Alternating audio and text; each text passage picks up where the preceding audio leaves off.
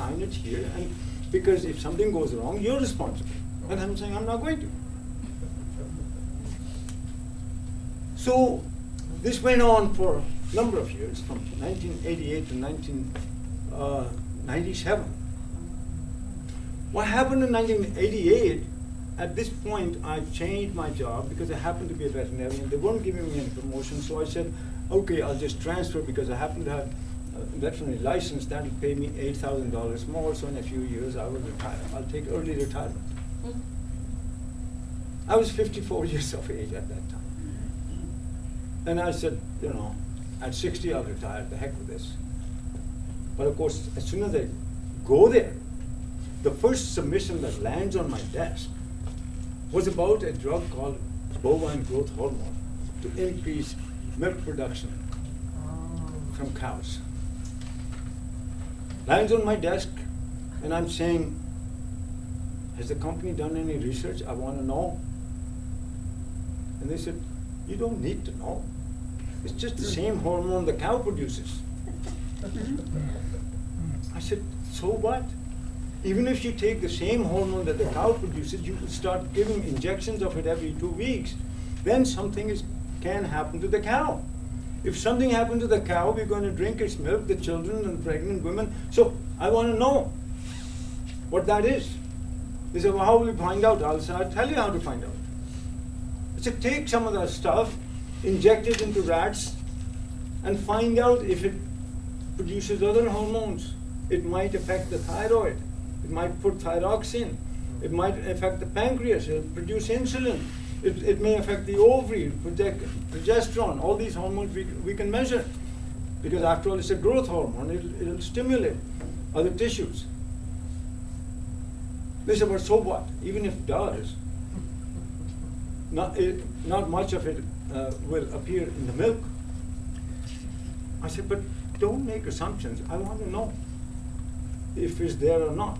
They said, even if it's present, it'll get digested. I said, well, then take some of this, inject it into some rats, and feed it to some other rats. The injected one will produce antibody. The rat will produce antibody. And if you feed it and it's digested, there'll be no antibody. Simple. You do that every time. I mean, you people are taking this swine flu and this and that. That's what happens when you inject proteins. The file got taken away from me. I wrote a letter to the company, or one company. There were two. One was called Monsanto, everybody knows that. The other one was called Elanco, which was owned by a big company, Eli Lilly. These are giants of companies, multi-billion-dollar companies. You don't tangle with them.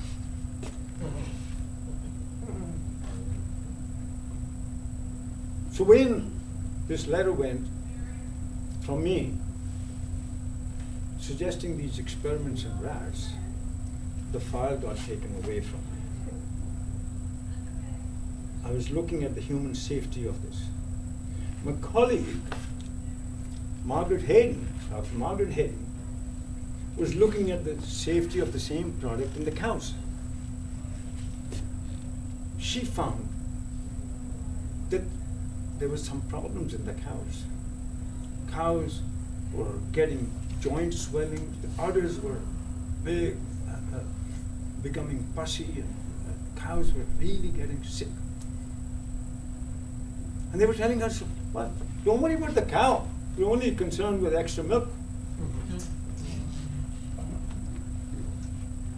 So she was asking, again, questions like a duly diligent public service employee. So the company comes at a meeting, Monsanto talks about offering $2 million.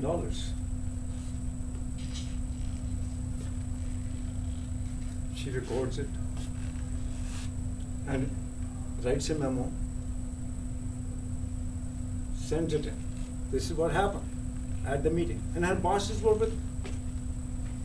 So you see, right away, now you know this is not a question of being foreign. She's a white woman, I have a brown face, we're both being diligent, and there's no racism between us.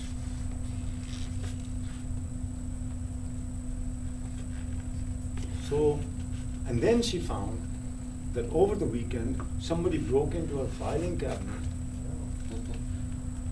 and removed some papers. She reported it. RCMP was called in. RCMP came. Interestingly, it was Sergeant Fagenwald. You might remember that name. He was investigating some improprieties during the Mulroney era. So he said, yes, but we can't figure out who broke in and what happened, what was taken out. So the whole thing was just put aside. She was also removed from the file now. Now, all the files on this particular product was given to one single individual, and he was called the file manager. And the file became secret. Nobody could go in there. All of us have clearance. And then this was our job. You can go to the registry, you can take out any file. This is how we work. But that particular file, nobody could go in except one man. So to cut the long story short, this product was sitting there.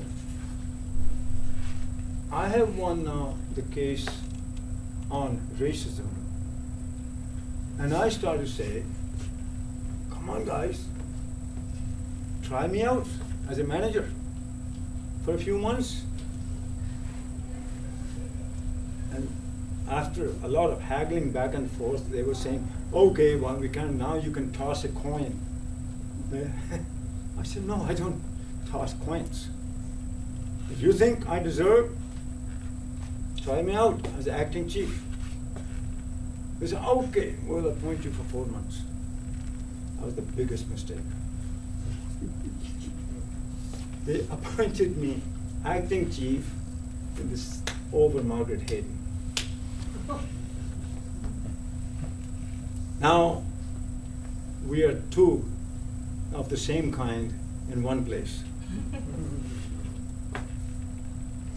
As soon as I take charge of that area, I start to receive calls from the companies. Don't give this submission. Imagine, company calling me as a public service manager now, don't give this file to Margaret Hayden. So why not? She nitpicks too much. I said, but that's her job. Well, if it's not done in time, we will file a complaint against you. I said, go right ahead. That I don't mind. You make sure that your job gets done on time. And now we had new products, hormones being injected into beef cattle. And we now see information that shows that serious things are happening in the cows and hormones can cause cancer. They can cause reproductive disorders. They can cause precocious puberty. And we know what's happening these days. Cancer is increasing. Little girls are getting their puberty too soon. And boys are becoming sterile, infertility, immune disorders, all kinds of things are happening. And we're saying, hey, we're feeding this damn thing to our people. And they are saying, don't ask any questions. This time, this file is taken away from both of us.